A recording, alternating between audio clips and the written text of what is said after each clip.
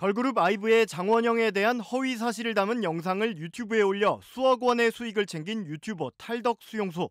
명예훼손 혐의로 수사를 받으며 1억 손해배상 소송까지 당한 탈덕수용소 운영자 30대 여성 박모 씨가 민사소송 2심에서 법원의 조정 절차를 밟았지만 결국 합의에 실패했습니다. 법원의 조정 절차는 약 5분 만에 끝났고 결국 양측은 1심 때와 같이 재판을 통해 판결을 받게 됐습니다. 앞서 지난해 10월 장원영은 박 씨가 허위 사실을 지속적으로 유포해 명예를 훼손했다며 손해배상 소송을 냈습니다. 박 씨는 소송에 대응하지 않았고 1심은 변론 절차 없이 박 씨가 장원영에게 1억 원을 지급하라고 판결했습니다.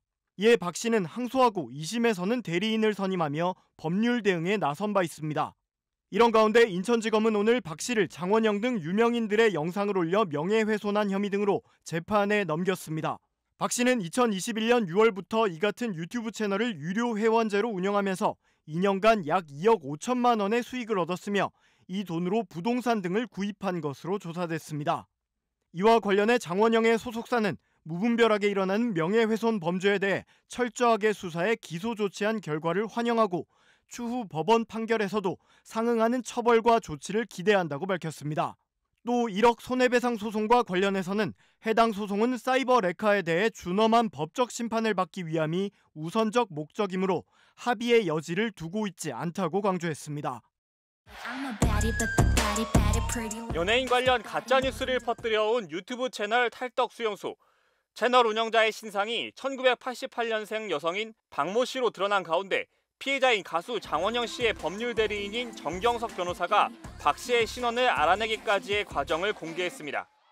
정 변호사는 오늘 공개된 한국일보와의 인터뷰에서 탈덕수용소 운영자의 정보를 알아내기 위해 구글 코리아의 협조를 요청했지만 운영자 정보는 미국 본사에서 관리한다는 답변을 받았다고 전했습니다.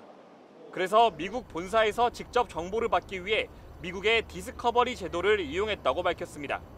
디스커버리 제도는 재판 전 양쪽 당사자들이 문서나 증거를 상호 공개하도록 하는 절차로 사건과 관련이 있는 제3자에게도 자료를 요구할 수 있습니다.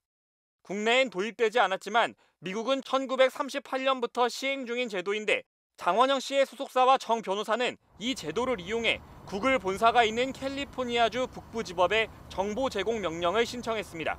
그 결과 구글 본사는 탈덕수용소 운영자인 88년생 박모 씨의 이름과 주소를 건넸고 얻어낸 정보를 바탕으로 국내에서 박 씨를 상대로 손해배상을 요구하는 민사소송을 걸 수 있었습니다.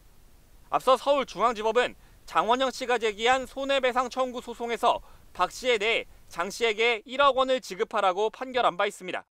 그러나 박 씨는 연예인에 대한 공익, 알 권리 목적으로 채널을 운영했던 것이란 취지로 반박하며 항소한 것으로 알려졌습니다. 정 변호사는 이번 사건을 통해 익명 뒤에 숨어 허위 영상을 올리던 채널 운영자의 신원을 알 수 있는 길이 열렸다며 허위 조작이 더 쉬워지고 있는 만큼 행동엔 책임이 따른다는 점을 분명히 인식해야 한다고 강조했습니다. 유튜브 채널 탈덕수용소. 연예인에 대한 소문이나 비방을 올려 이목을 끄는 이른바 사이버 레카였습니다. 그룹 아이브의 장원영 씨는 주요 표적 중 하나였습니다. 한국 사람이 아닌 중국 국적이다. 초대받지도 않은 패션쇼를 찾아갔다. 동료로 예정된 멤버를 질투해 내쫓았다. 여러 차례 반복해 동영상을 올렸습니다. 장 씨는 작년 10월 탈덕수용소 운영자 박모 씨를 상대로 손해배상을 청구했습니다. 증거 동영상 18개와 그 내용이 완전히 허구라는 자료를 법원에 제출하면서 연예인을 흠집내고 매달 최대 60만 원을 받고 유료 회원까지 모았다고 지적했습니다. 탈덕수용소 박 씨는 무대응으로 일관했고 결국 법원은 장 씨 청구를 그대로 수용해 박 씨가 1억 원을 배상하라고 판결했습니다.